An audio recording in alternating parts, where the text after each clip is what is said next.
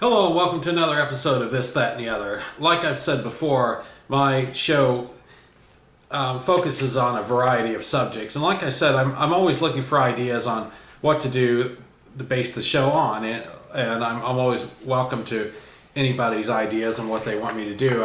I will do my best to fulfill that request. Today I'm going to be discussing a building that exists in Baldwin, Missouri, St. Louis County. I lived in the St. Louis area 1968-69, my second grade year of school in Baldwin, Missouri. And on the school bus route on the way home, I used to go by this old building. It looked like an abandoned European castle. It was basically a barn, and it had an old dairy barn, and it had a fire about a year before, and a lot of it was still intact because a lot of it was made out of concrete. The roof was pretty much gone, but a lot of the walls and silos were still there, and it was a unique structure. And I had been to Missouri several times since we left there in 1970, and had never gone by. I didn't really remember where it was, but I got to thinking about it, and I finally got on the phone and contacted the architectural historian for St. Louis County and got some information on it. And here's a few pictures I took in 1999 when I went over to where it was. It's located on Clayton and Curris Mill Road in Baldwin, Missouri. Here's one picture of the barn. You can see it has four silos. And here's another closer picture of it right here. You can see the four silos. Another one, shows the gables. And one more on the end. This thing on the end right here is a matter of fact an Irish pub, I believe. I believe that's what it is now. But anyway, I wanted to give you a little history on this barn, and I got some information. This came from A History of Baldwin by Caverly Scott Wallace. A landmark of yesterday's rural countryside has become a landmark of today's booming suburban life in the Barn of Lucerne at Clayton and Curris Mills Road. The unique barn was built in 1906 by John Joseph Ganal. The property was bought from Henry Bopp family.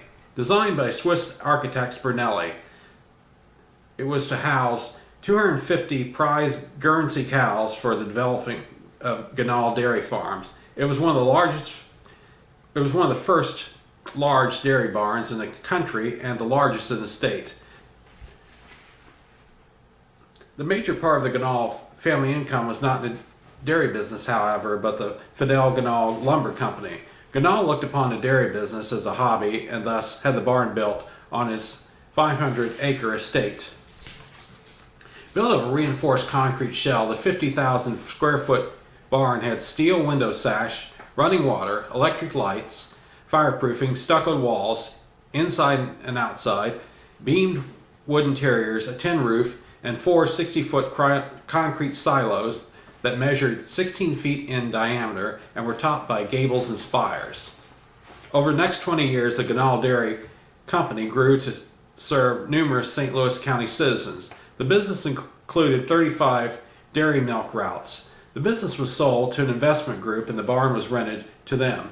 In 1941, the St. Louis Dairy took over. The operation was eventually absorbed by Seal Test before its use as a dairy barn came to an end. In the early 1940s, misfortune befell the Ganals. Their mansion was destroyed by fire. By the late 1940s, Mr. and Mrs. Ganal passed away. Heirs assumed ownership of the property until 1951, when the 550 acres were put up for sale. It sat idle for a time when it was used as an antique auto museum. In 1968, a fire of undetermined cause damaged the barn extensively. In 1974, the barn was converted into shops and restaurant spaces until 1989. In February of that year, Lond entered into a lease with St. Louis County St.